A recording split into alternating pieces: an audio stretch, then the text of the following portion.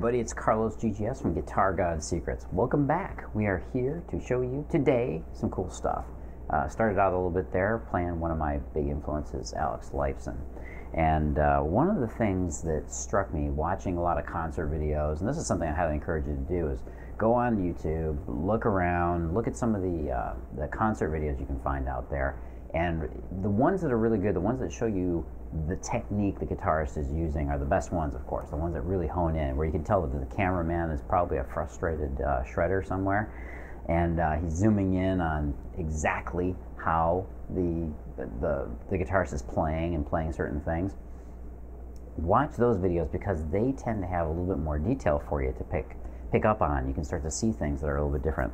One of the things I noticed watching a good favorite band of mine, which is Judas Priest, is watching how Glenn Tipton plays, because he's got a very distinctive right hand technique and right hand formation. He has this thing where his pinky sticks out, and I'm going to make sure this is clear because this is what we're talking about today. We're talking about right hand picking technique.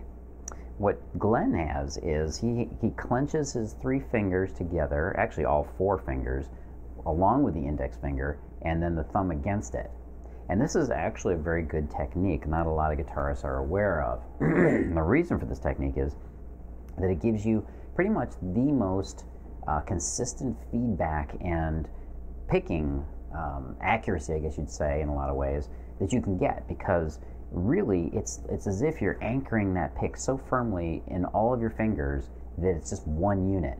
Your entire hand is one unit. Now the trick of this, of course, is to stay relaxed while you're doing it, because you're kind of clenching all your fingers together, and that's one of the things that Glenn does beautifully.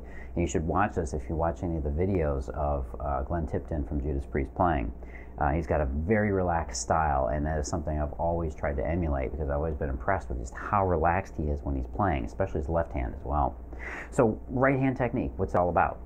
Well, when it comes to picking technique, and this is going to be a topic that's going to have to be covered in a bunch of different videos, but I wanted to start it today, is the proper way to hold a pick. Okay, so we're going to zoom in here, we're going to take a look at how I'm holding this pick.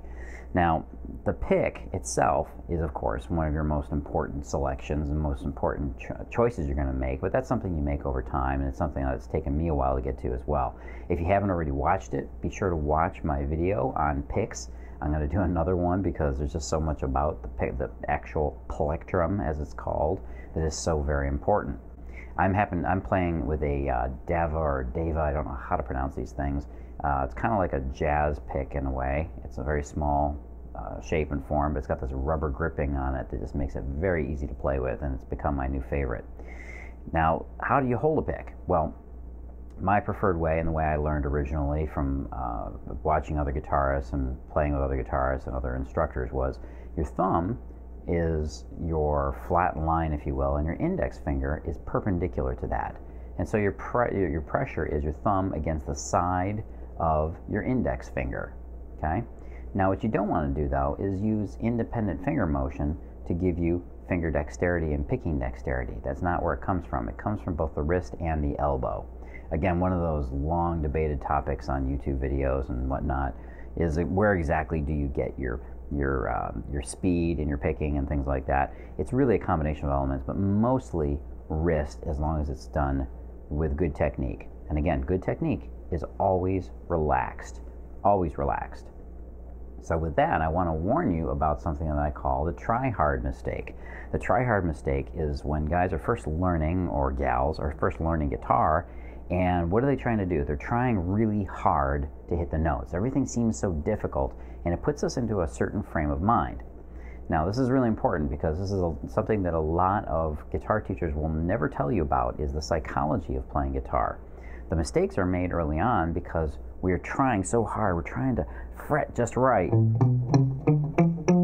Okay, and I'm trying to make myself sound as much as I did as a beginner, which everybody goes through at some point or another, where you're just trying really hard to make those notes ring, and sometimes they don't, and you're trying to make a chord ring out, and it sounds, because you can't quite get all the strings down. Your pinch here isn't quite as strong as it needs to be to do a bar chord.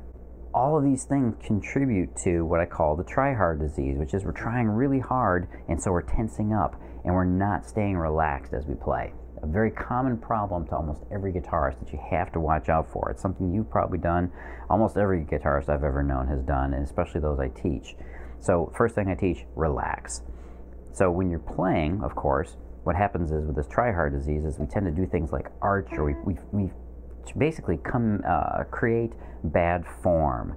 It's the same sort of thing you see in people when you go to the gym. They have this really bad form. I watch people on the stair machines, and I'm like, oh my God, you guys are hunched over. You're holding onto the rails for dear life. You're not using the machine correctly. The same thing happens when you're picking. You've got to be relaxed, and you got to watch out for these weird things we do to try and make notes ring, okay? All right, enough said about that. Next thing I want to talk to you about is pick angle. Pick angle is really important. There's so many different areas of the pick angle that we have to address. So here's how we're going to do it. I'm going to hold the pick up here, and this is perfectly perpendicular to the strings and at the same time perfectly parallel this way. In other words, the flat of the pick is aligned with the length of the string.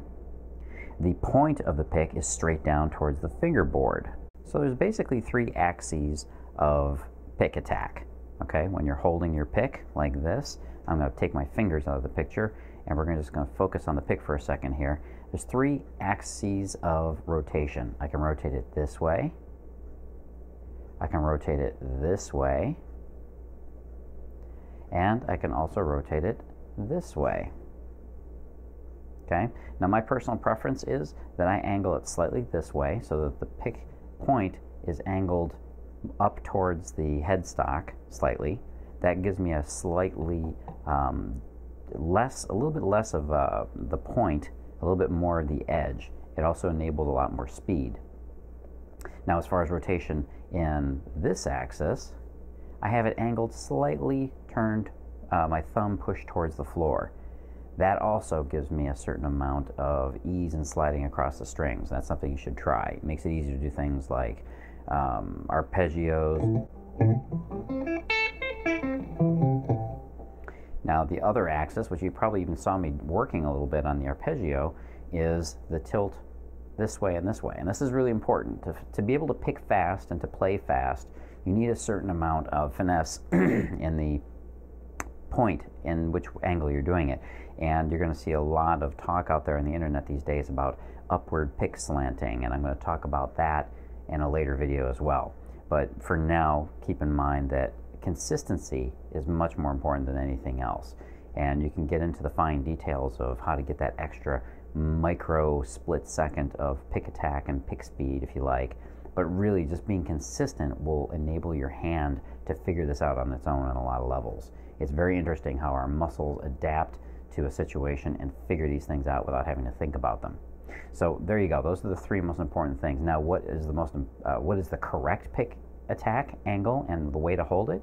Well, there's really no correct way per se. There are some really incorrect ways, and that of course involves tension and weird angles and things like that.